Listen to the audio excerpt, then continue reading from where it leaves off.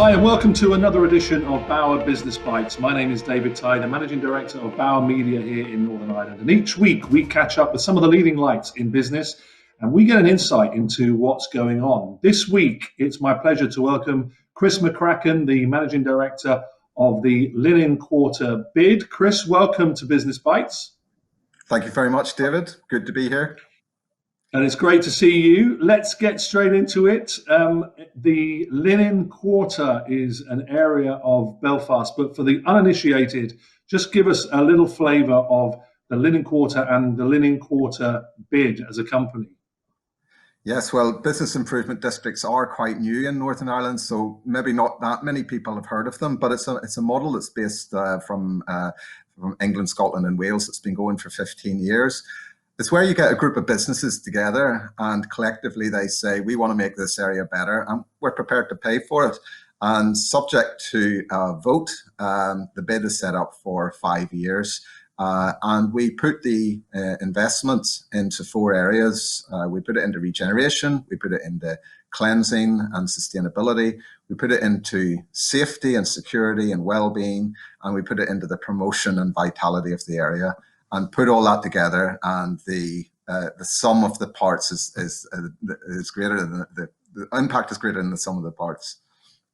Great. For those people who are outside of Belfast and may not know the geography, just describe to us where is the Linen Quarter? What kind of area of Belfast is it? Yes, it's just the area directly behind City Hall, and most people will know some of the landmarks within the Linen Quarter. So you've got the Ulster Hall, the Grand Opera House, the Grand Central Hotel, Crown Bauer, Limelight. It basically goes down to the edge of Shaftesbury Square. It is a historic part of the city. In the 19th century, it was where the linen warehouses and linen offices were headquartered. And so it still retains that heritage, those lovely warehouses, the brick architecture. But today it's much more about technology, it's about hospitality, it's about transport. It's a very exciting area within the city centre. Great. So if we were to look at the businesses that make up the bid or the business improvement district, give us a flavour of the kind of breakdown of what types of businesses are involved.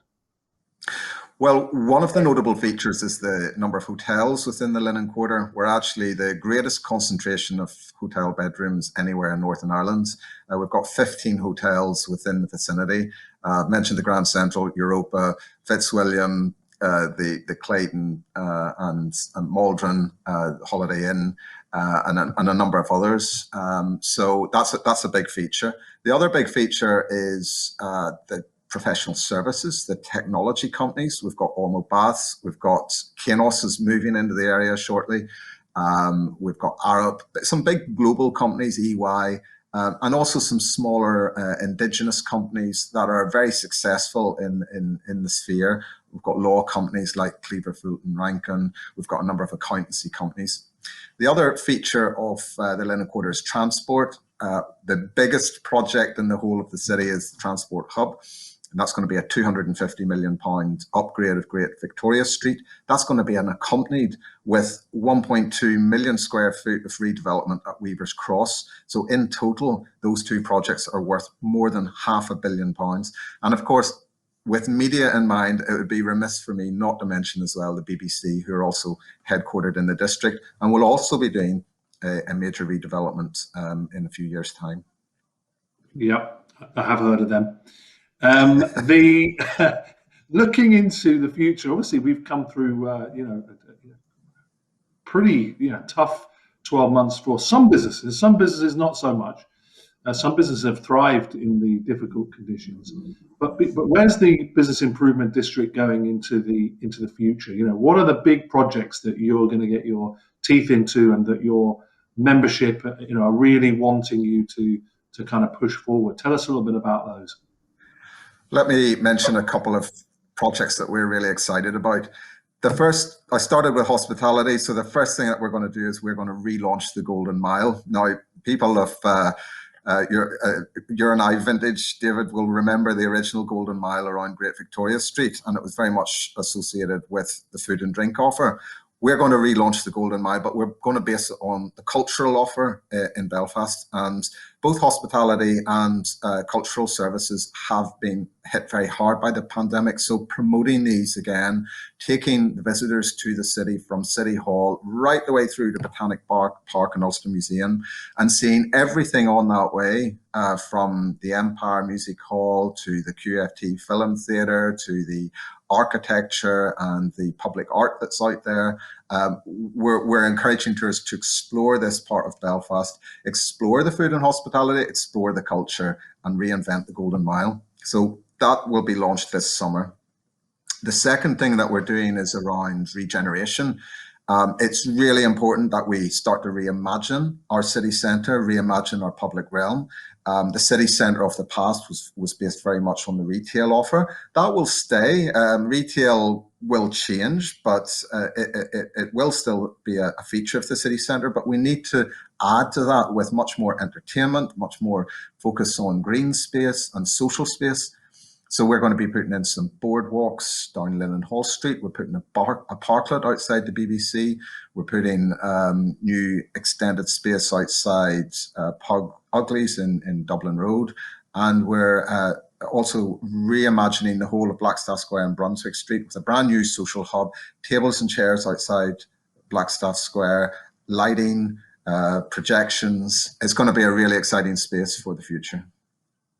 Wow. Are you going to have enough time to do all of that? I mean, it sounds like a huge amount of work that's going to be going on. I mean, obviously, it must be frustrating because you've got all these huge plans, and yet it's quite hard to put those plans into action, to even see when and where those plans are going to happen and how. So, what's your view on where we are currently with restrictions, and how are the members of the BID and the Improvement District sort of feeling at this point?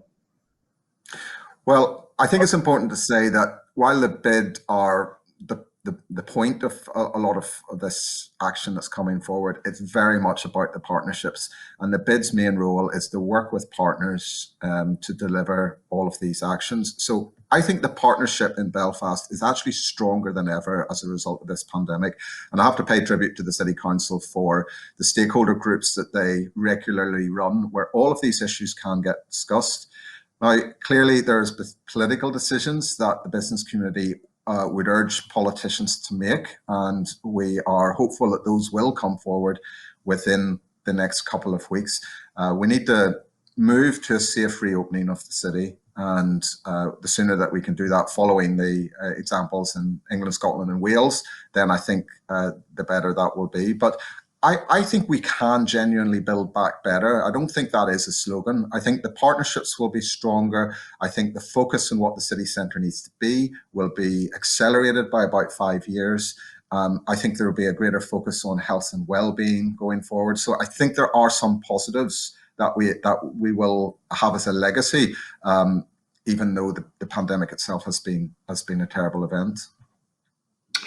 Yeah, and I suppose finally, as we look forward to the future with all those great projects that you've got lined up, we need to talk about tourism, because it's based. You can't achieve all of the things you want to achieve without people coming back, either locally or from other places. So, how do you see briefly the tourism market opening up in the next 12 months? Well, I think Belfast has got a great offer. The advantage Belfast has, it's a unique city. It's not a clone town. It does have a sense of place. And it is, if you think about how much there is actually to see and do, it's not just about Titanic Belfast, great as that has been, but there's a very wide offer from the Cathedral Quarter right down to Queen's Quarter. The City Council are leading a brand new tourist initiative where they're going to invest probably around £100 million on a new tourist attraction. That will be another game changer for the city centre. And Visit Belfast continue to do an absolutely excellent job marketing the city. As well as tourism, I think the other thing we want to look at is sustainability, and sustainable tourism will be a feature. So we'll be doing a lot more work around how we create a sustainable city centre as well. Chris, you've got a busy 12 months ahead of you. I don't want to delay you any longer, but thank you for being my guest, and thanks for bringing us up to date on all those fantastic initiatives. We wish you the very best of luck. Thank you very much, David. It's been a pleasure.